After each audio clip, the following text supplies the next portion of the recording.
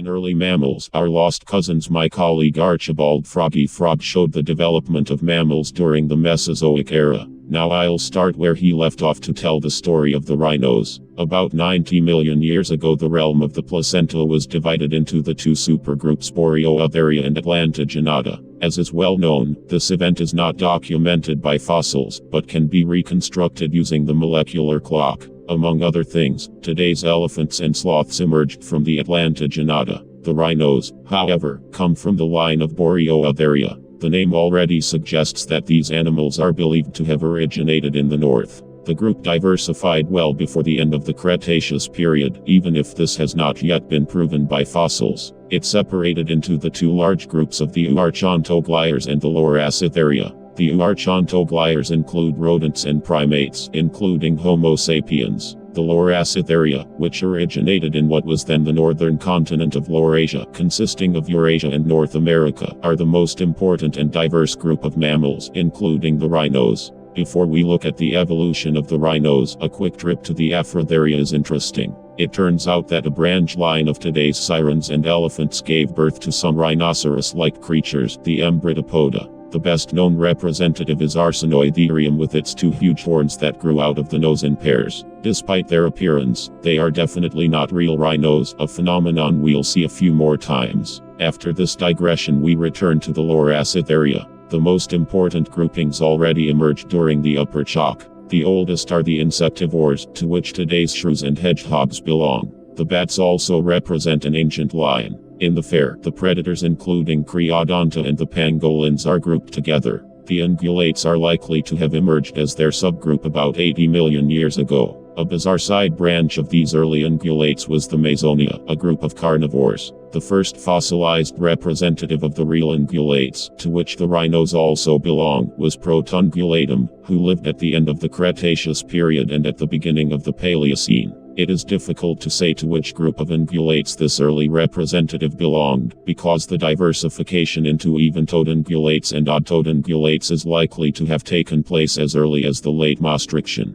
In addition to many horned animals, cloven-hoofed animals also include whales. The rhinos with their three-hoofed toes, however, clearly belong to the odd-toed ungulate. Another curious sideline of ungulates, the Amblypoda, is worth mentioning because it produced rhinoceros-like creatures like the Uintatherium with its many knobs on its head as early as the Eocene. The closely related Gobiatherium also has a horn-like nose attachment, but here too, it is by no means a rhinoceros. After much guesswork, genetic research has brought the solution to the mystery of the South American ungulates. They are an early sideline of the odd ungulate, which probably separated towards the end of the Cretaceous period and reached South America via land bridge. This also suggests that the odd ungulates originated in North America. The South American ungulates found a continent with many ecological niches, and so different forms emerged from them. Some are reminiscent of camels, others of elephants, but still others also resemble rhinos, especially representatives of the Toxodontia group. With the Toxodontia there are, as with the odd-toed ungulates, on the one hand rhinoceros-like types and on the other hand horse-like animals. The Haplodon thread produced various rhinoceros-like animals with or without a horn. The same applies to the Toxodonton. Horned representatives like Hofstadterius even remind of the Elasmotherium. The South American ungulates are a fine example of what is called convergent evolution. There are simply shapes that make sense and that nature keeps revitalizing them. The rhino shape is definitely one of them. The next traces of odd-toed ungulates can be found in Eurasia and in India too. However, this land was not yet connected with Asia at the time of the early Neogene, and it is not entirely clear how the animals reached this region. Creatures such as Halensa, Cambatherium and Pilgrimella give a good impression of the appearance of a possible ancestor of the rhinoceros. In the early Paleocene, the horse and rhinoceros lines separated. The early ancestors of the horses such as Eohippus and Hyracotherium were still similar to the ancestors of the rhinos. Like today's rhinos, they had three-hoofed toes. Later, as is known, this was reduced to a hoof in horses. Like the horse relatives, the rhinoceros-like Brontotheria belong to the Lophodontomorpha, so they are not rhinos. Even so, they have spawned interesting shapes, from knobs to forked horns. In Ice Age, they are incorrectly referred to as rhinos by Sloth Sid. In addition, their appearance in the Ice Age would also be an anachronism, but we don't want to see that too closely. Today's closest relatives in the animal kingdom are the tapirs, and together with them the rhinos belong to the group of Tapiromorpha. The early representatives of the tapiromorphs lived in Eurasia, North America and again India. The ocelopods also include the group of the widespread Chalicotheria, strange creatures with long front legs and a horse's head. They are the sister group of the Ceratodomorpha, which leads to the rhinos and tapirs. The distribution area of the early Ceratodomorpha was also in Eurasia, in India and North America. At the beginning of the Eocene, the lines of today's tapirs and rhinos finally separated. Today 5 species of the genus Tapirus live in Central and South America as well as in Southeast Asia. The tapirs have 4 toes on the front and 3 toes on the hind feet. Otherwise, the feet are not dissimilar to those of rhinos. An unmistakable characteristic of the tapirs is their short trunk. The group of rhinos is summarized in the Rhinoceratoida. The first representatives, the so-called Aminodonts, are still rather small creatures similar to primitive horses or tapirs. The Metaminodonts produce rhinoceros-like creatures, but without the later distinctive feature of the nasal horn.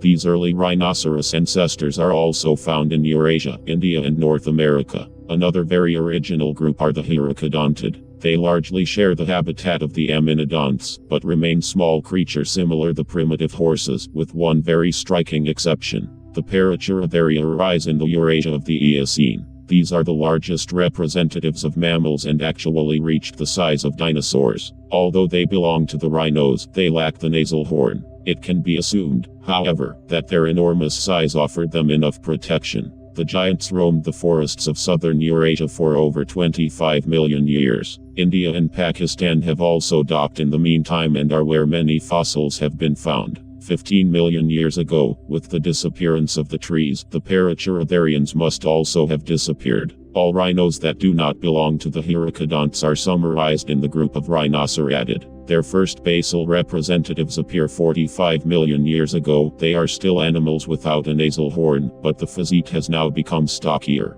The Dicerotheria, 2-horned animals, are an interesting early form. The 2 horns were not one behind the other as in today's rhinos, but next to each other, similar to the Arsinoitheria. Unfortunately, these interesting rhinos died out about 11 million years ago. During the Eocene, the remaining rhinos split into the groups of Elasmotheria and Rhinocerodon. The Elasmotheria usually had a large horn, which, however, usually did not sit on the nose, but on the forehead. The most famous representative is the Elasmotherium known as the Siberian unicorn. However, representatives of this group also reached Africa. The Elasmotheria died out at the end of the Ice Age. While the Elasmotheria were limited to Eurasia and Africa, the hornless Aceratini, the first group of the Rhinocerodon, also spread in North America. This group reached Africa even before the Elasmotheria. Despite their name, a nasal horn developed in some of their representatives. The Aceratini disappeared 3.2 million years ago. The rhinos living today are representatives of the sister group of the Aceratini, the Rhinoceratina.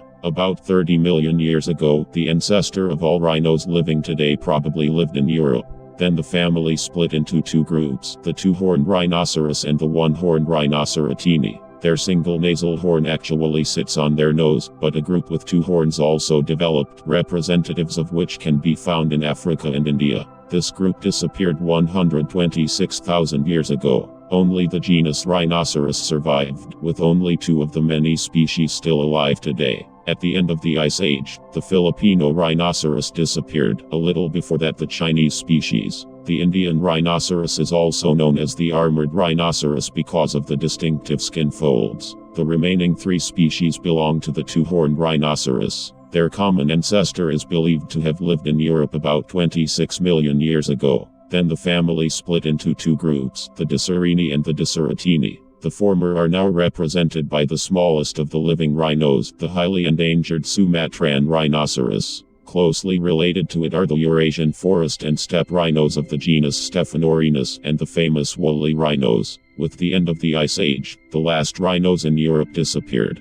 Paradiceras, a representative of the Diceratini, reached Africa early. Nevertheless, it is not an ancestor of today's 2 African species. He still lived in Europe. Ceratotherium numeri, who lived in Greece and Anatolia about 8 to 7 million years ago, is likely to have come close to their common ancestor. Interestingly, the ancestors of the rhino seem to have shared their habitat with the ancestors of humans, gorillas and chimpanzees, both spatially and temporally. The primates and rhinos apparently used the same route to get from Anatolia to Africa. The two current species, the white and the black rhino, emerged in Africa. The white rhinoceros is divided into a southern and a northern subspecies. A North African subspecies became extinct about 800,000 years ago. In addition to the horn, enormous size is a characteristic that is associated with rhinos. Even compared to modern rhinos, the Elasmotherium was a giant, but nothing compared to the giant Paracherotherians. As I have indicated various times, nature seems to favor the development of rhinos. Different groups of animals produced beings with clear rhino characteristics. Particularly noteworthy are the Diprotodontia from the wombat group and the Ceratopsia.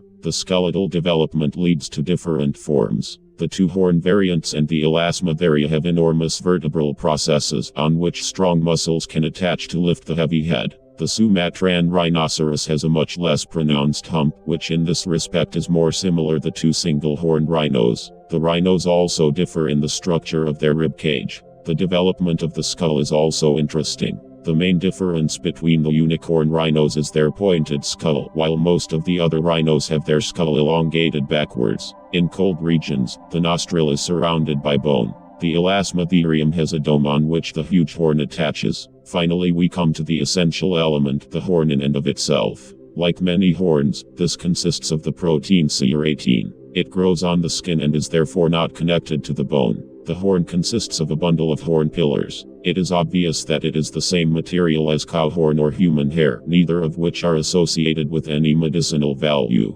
Nevertheless, 1 kilo of horn powder is traded on the black market for between $60,000 and $80,000. Such prices are the cause of poaching and the great massacre of the rhinos that still survive. The belief in potency increasing effects is likely to have nothing to do with the shape of the horn, but to deny it with Sigmund Freud's words, sometimes a cigar is really just a cigar. In view of the fact that today we have a verifiably functioning sexual enhancer with Viagra, the mass murder of rhinos is in no way justified for this superstition. The rhino's foot has 3 hoofed toes, behind which is a padded area that makes walking more comfortable. The most common species today is the white rhinoceros. Its English name is a misinterpretation of the Boer word wood for broad. This means the wide mouth. The white rhinoceros population has recovered significantly since the international ban on the horn trade in 1977. In 2019, the population was estimated at 18,000 animals.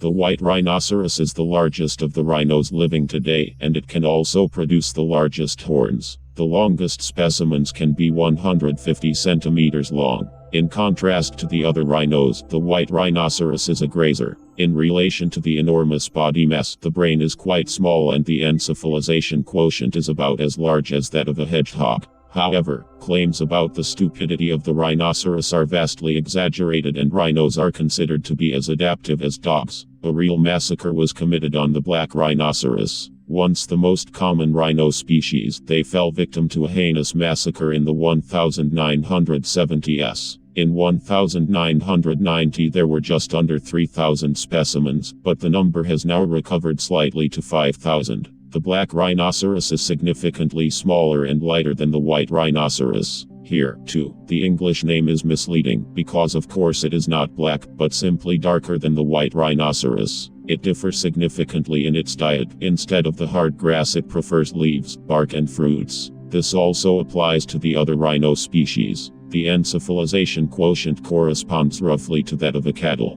The black rhinoceros can reach top speeds of over 50 kilometers per hour. The situation of the third two-horned rhinoceros is dramatic. The Sumatran rhinoceros is considered to be the oldest species of rhinoceros living today. The population has been declining rapidly since the 1970s, and today there are just under 60 specimens left in the wild, plus 6 more that live in zoos. The habitat of the Sumatran rhinoceros has been reduced to a few tiny retreats. The destruction of the habitat is certainly the greatest threat in this case. Efforts to preserve the species are also ongoing in Sumatra. The Indian rhinoceros population has been able to recover somewhat since the 1970s. Today the stock is estimated at around 2,600 specimens. At least another 160 Indian rhinos live in various zoos around the world. Although it looks like it is armored, it is made up of distinctive folds of skin. The skin is also very thick and can measure 4 centimeters.